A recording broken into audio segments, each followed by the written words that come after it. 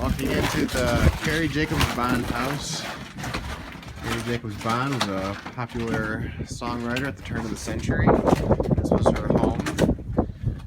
She wrote music up until the 1940s, started in 1890. She lived here with her husband, Frank Lewis Bond.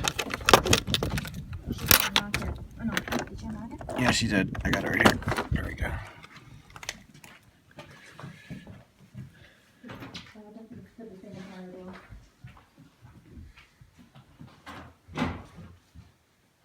This is inside the Carrie Jacobs-Bond house. Put the weight in front of the door. Just taking a little video to show you guys around. Although we don't have the signal for Facebook Live. Carrie Jacobs-Bond made, she was a songwriter. She also played piano. She was the first woman to sell 1 million copies of a song. Although she was very talented and wrote great music at the time she was writing, late 1800s, the music industry was dominated by men, as was most every other industry. And she couldn't get signed to what would now be considered kind of like a record label.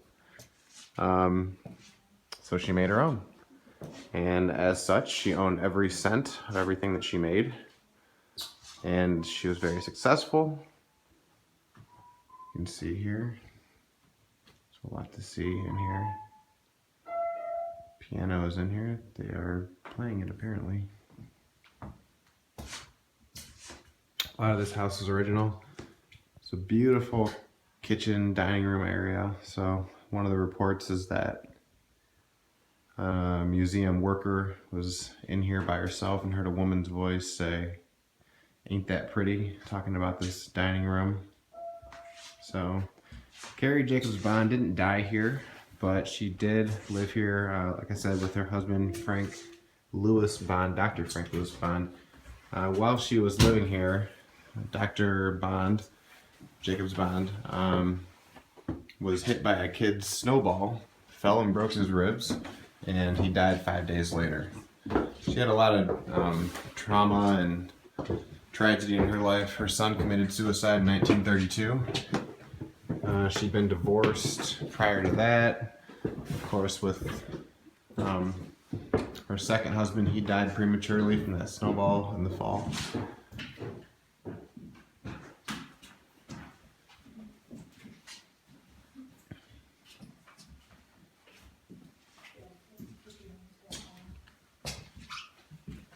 Very, very old school bathtub. So we'll be getting started tonight. We're focusing mostly on this place and the museum.